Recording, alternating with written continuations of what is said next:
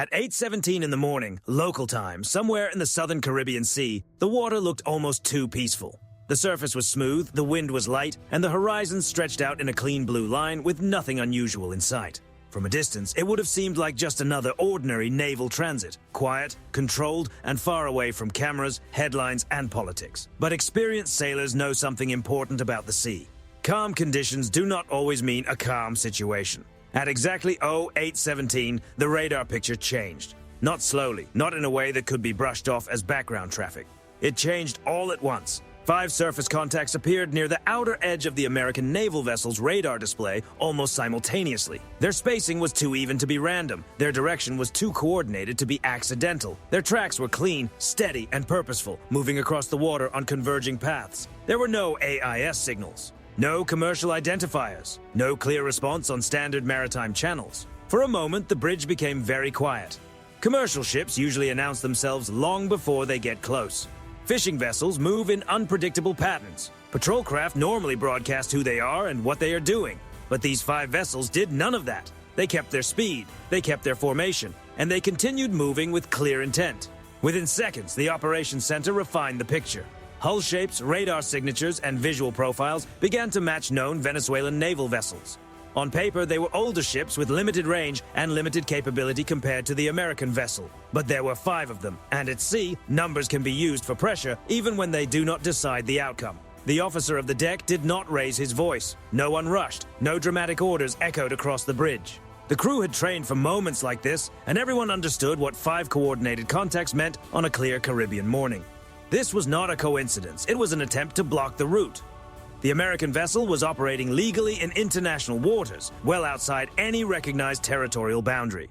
Its course had been steady. Its speed had not changed. There had been no provocation, no sudden movement, no signal meant to invite attention. It had been a routine passage until 5 foreign naval ships decided to turn it into something else. At 08:20, the Venezuelan formation began to open up. 3 vessels angled toward the American ship's starboard side, widening their lateral spacing.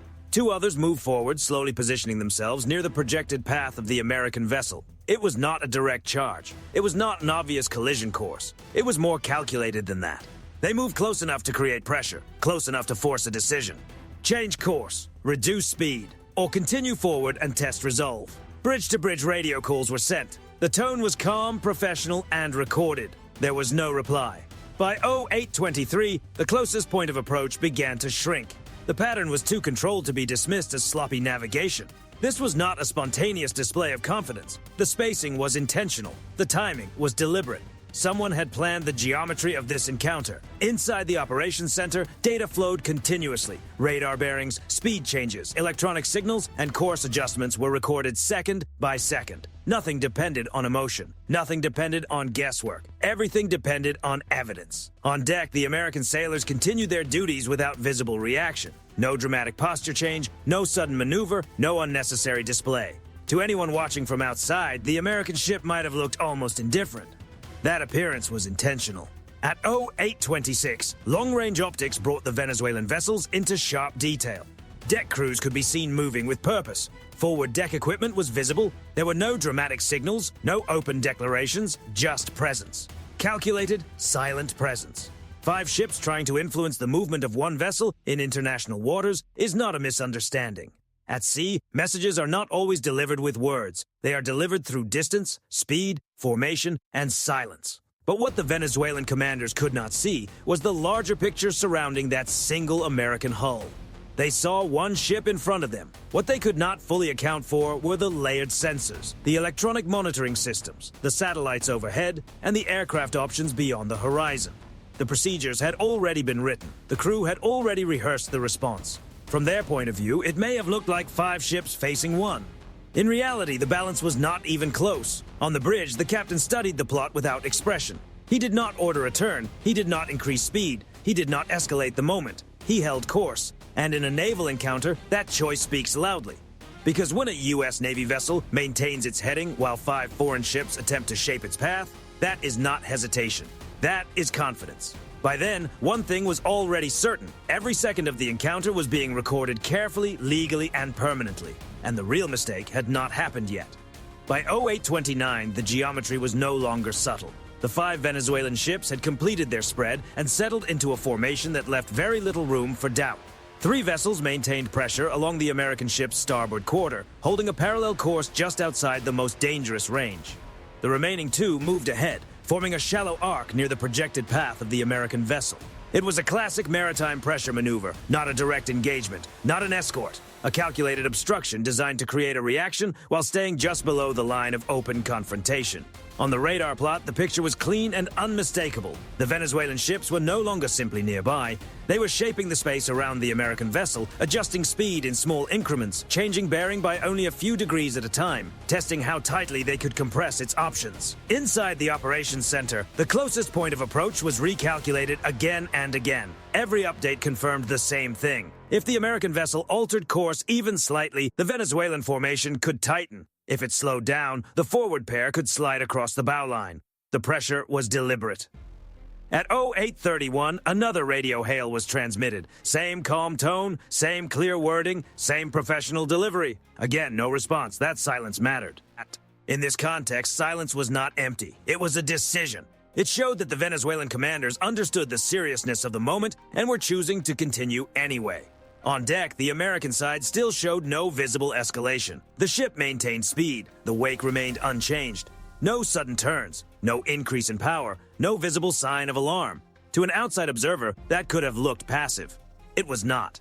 Every sensor on board was working. Radar tracked each Venezuelan hull independently. Optical systems monitored activity on deck. Electronic support systems quietly recorded signals and emissions. Nothing was ignored. Everything was documented. This is how the U.S. Navy handles the gray zone, not by reacting emotionally, but by building an undeniable record.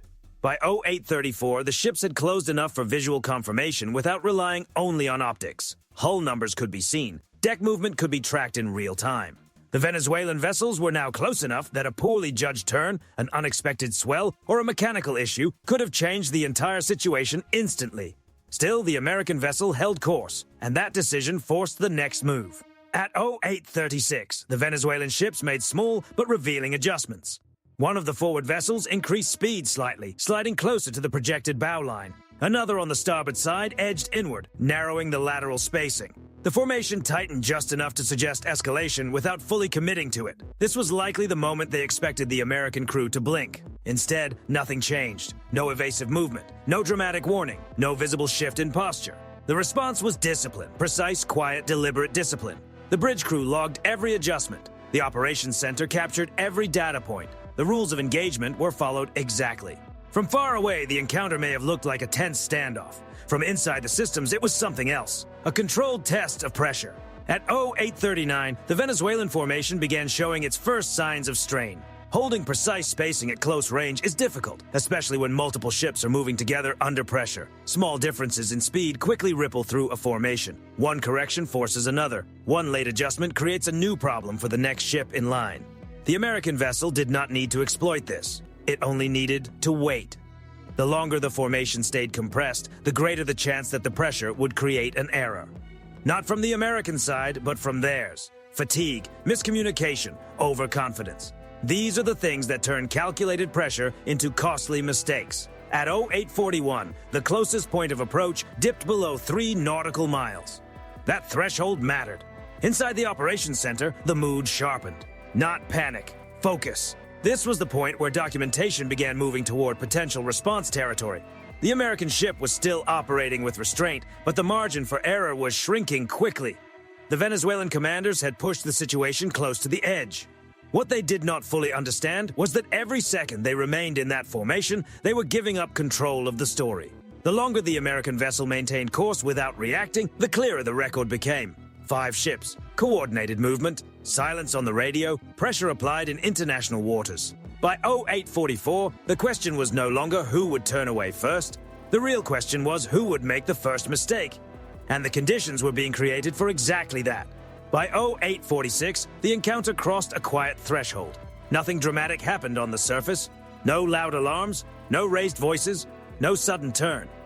But inside the American vessel, the posture changed from passive observation to controlled activation. The ship did not change course. It did not increase speed. It did not issue a dramatic warning. Instead, it became fully active. Inside the operations center, electronic monitoring systems were brought online at a higher level. Sensors shifted from general observation to deliberate collection. Radar modes adjusted subtly for sharper resolution. Optical systems refined their focus, locking onto specific points of interest across the Venezuelan decks. This was not escalation. It was documentation with purpose. At 0847, the first clear electronic signatures were logged. Low-power surface search radar sweeps from the Venezuelan ships appeared across the spectrum. They were not targeting signals, but they were active scans. Every emission was captured, time-stamped, and stored. Frequency, pulse width, repetition rate, every detail became part of the record. The Venezuelan commanders may have believed they were simply asserting their presence. But in the electromagnetic space, they were leaving fingerprints. On the bridge, a forward deck system rotated a few degrees. Not into an active position, not toward a specific target, just enough to be visible. It was a quiet signal understood by naval professionals everywhere. We see you. We are prepared. Do not miscalculate. No dramatic action followed. No one rushed to create a spectacle. The movement was symbolic, but at sea, symbolism matters. By 0850, long-range optics delivered crisp imagery. Deck crews on the Venezuelan ships were clearly visible. Their movements were deliberate. Personnel could be seen near forward stations. Nothing looked openly threatening, but nothing looked casual either. This was controlled pressure, not routine transit. The American vessel continued to log everything, every bearing change, every speed fluctuation, every stretch of radio silence. Meanwhile, the Venezuelan formation began showing subtle inconsistencies. Holding a tight multi-ship formation at close range requires constant corrections. Small helm inputs compound quickly. Precision erodes under sustained pressure. At 0853, one of the starboard side vessels drifted slightly inward before correcting. To the human eye, it would have been easy to miss. On radar, it was impossible to ignore. Another ship adjusted moments later, tightening the lateral spacing more than intended. The geometry was compressing. Still, the American vessel did nothing. That restraint placed the Venezuelan commanders in an uncomfortable position. If the American ship refused to turn, only two options remained: push the situation further or withdraw. There was no clean third path. At 0855, the closest point of approach dropped again. Inside the operations center, the line had been crossed. This was no longer being treated as a passive encounter. The ship's systems recorded the situation as active interference with navigation. Legal thresholds were being met in real time, and yet outwardly the American posture remained calm. No sharp turn, no aggressive display, no visible frustration. This was the advantage: control of tempo, control of the record, and control of escalation. The Venezuelan vessels were now close enough that an unexpected swell or poorly timed rudder input could have created a serious maritime incident. That risk weighed more heavily on them than on the American crew. The American vessel had greater stability, more margin, and better systems. The formation pressing around it had less room to make mistakes. At 0858, a decision point approached. One Venezuelan ship increased speed slightly, only by about 1 knot. The move was subtle, but intentional. The bow line shifted. The geometry changed. The movement was small, but it carried consequences. Inside the American vessel, the response was immediate and measured. Flight operations were prepared, not launched yet, simply prepared. The hangar area became active. A helicopter crew moved into position. Sensors were powered. Communications were checked. The aircraft remained on deck. But the message was unmistakable. The next step would not come only from the ship, it would come from the air. From the Venezuelan perspective, this changed the entire encounter. 5 ships applying pressure to one hull was one kind of problem. Adding an airborne sensor platform was a completely different equation. The American vessel still did not maneuver, but by 0900, the balance of pressure had shifted. The U.S. Navy was no longer only observing the situation, it was shaping the outcome. And the mistake Venezuela was about to make would come from trying to hold a position that was already slipping away. By 0902, the standoff had reached its breaking point. The Venezuelan formation was still present, but the margin for control had narrowed almost to nothing. 5 ships operating closely, applying pressure without clear communication, created a fragile balance.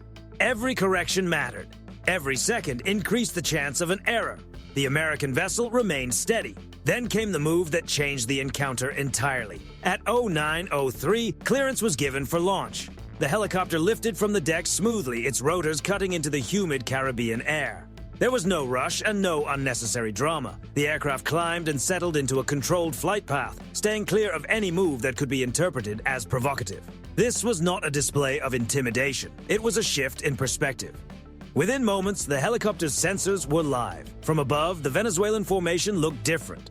What seemed controlled from the surface now revealed subtle irregularities. Spacing was uneven. Speed changes were not perfectly matched. Course corrections lagged by seconds. The formation was working much harder than it appeared. The helicopter held a safe lateral position, matching the movement of the American ship. Its presence was impossible to ignore. An airborne observation platform with clear line-of-sight visibility, infrared capability, and continuous recording. At 09:05, the first non-contact visual signal was delivered. A narrow green light pulsed briefly across the lead Venezuelan vessel's bridge windows. It was not a harmful device. It was not a targeting action. It was a warning signal. Impossible to miss. Impossible to misunderstand. This was the line. The message followed immediately, clear and professional, repeated in Spanish and recorded. The Venezuelan ships reacted. Movement on deck changed. Personnel near forward stations stepped back. Binoculars came up. Heads turned skyward. The helicopter was no longer just a distant possibility. It was above them, observing everything. At 09:07, one Venezuelan ship made the mistake. It increased speed sharply, trying to re-establish position ahead of the American vessel's bow. The move was unnecessary, poorly timed, and too aggressive for the formation it was part of. By doing so, it disrupted the spacing and forced nearby vessels to compensate. The helicopter captured it all. Infrared imagery showed the sudden change in engine output. Wake patterns confirmed the acceleration. The data was time-stamped, geolocated, and transmitted in real time. Inside the American vessel, there was no immediate visible reaction. That silence was deliberate. The Venezuelan maneuver was meant to project confidence. Instead, it revealed weakness. Tight formations begin to fail when one unit acts independently. The cohesion that had held since 0820 started to break. At 0910, the first sign of retreat appeared. One of the starboard side vessels eased its rudder outward by a few degrees. It was subtle, almost hidden, but it broke the symmetry. Another vessel followed moments later, widening spacing under the appearance of safe navigation. The helicopter maintained its orbit. No chase, no overflight, no dramatic move, just observation. At 0912, radio traffic from the Venezuelan side finally came to life. The message was vague and carefully worded, framed as routine patrol activity. There was no direct acknowledgement of unsafe maneuvering, no formal challenge, no clear explanation. But by then, it was too late. The record already existed. By 0914, speeds across the Venezuelan formation began to drop. 24 knots became 22, 22 became 19. The forward arc loosened, the bowline dissolved. The American vessel continued straight ahead. What had started as a coordinated attempt to block its route had turned into a slow, silent disengagement. No signal flags, no announcement, just physics, pressure, and discipline doing their work. At 0916, the helicopter received clearance to return. It climbed slightly, made one final wide pass to document the separation, and turned back toward the American ship. The deck crew brought it in smoothly. Sensors were powered down, recordings were secured. The Venezuelan ships were now falling astern. They had not been pushed away, they had not been directly confronted, they had simply lost the initiative. The move that changed everything was not a dramatic exchange. It was visibility. Once Venezuela realized it was no longer controlling the encounter, but being documented inside it, the outcome became inevitable. By 0919, the encounter was effectively over. Not because a command had been announced, not because anyone had forced a direct showdown. It ended because momentum had changed hands, and once it did, it never shifted back. The Venezuelan ships were no longer trying to control the geometry. Their speeds continued to drop. The formation that had once pressed confidently across the American vessel's path thinned into cautious separation. Each ship began adjusting course independently, prioritizing distance over dominance. The American vessel did nothing to stop them. It held course, and that was the final confirmation of who controlled the situation. Inside the operations center, the assessment was clinical. The attempted obstruction had failed. The timeline was complete. The data set was intact. Radar tracks, optical footage, infrared signatures, radio silence, acceleration patterns, course changes, separation distances. Everything required to reconstruct the incident second by second had already been stored. This was the real mistake. Not the presence of 5 ships, not even the pressure maneuver itself. The mistake was assuming that visible pressure applied without a clear explanation and without deniability could force a U.S. Navy vessel to yield. By 9:22, the distance between the vessels exceeded 10 nautical miles. The closest Venezuelan ship slipped behind the American vessel's starboard quarter, no longer influencing its navigation in any meaningful way. The others followed, each widening the gap, each undoing the geometry they had spent nearly an hour trying to create. From the Venezuelan side, the encounter could be described later as routine patrol activity. No confrontation, no incident, nothing unusual. But that version would have a problem. The U.S. Navy does not depend on statements alone. It depends on records. Every movement from 0817 to 0919 had been captured. Every decision mattered, especially the silent ones. The attempted block, the tightening formation, the refusal to answer radio calls, the sudden acceleration that disrupted coordination, and the slow retreat afterward.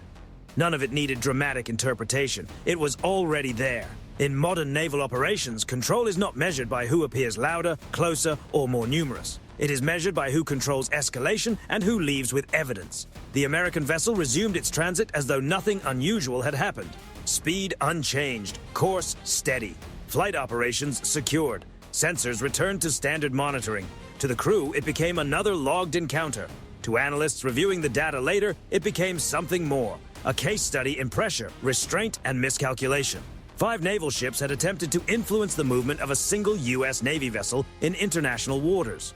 They had done it without clear communication, without reliable deniability, and in full view of layered sensors and airborne documentation.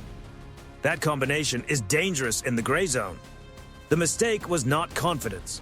The mistake was misunderstanding the environment. Venezuela appeared to be trying to create a visual moment, a scene of defiance, a picture of resistance on the open sea. But instead of creating leverage, it created a permanent record of interference. A record that could be replayed, analyzed, and referenced long after the ships returned to port. And that is where the imbalance truly showed.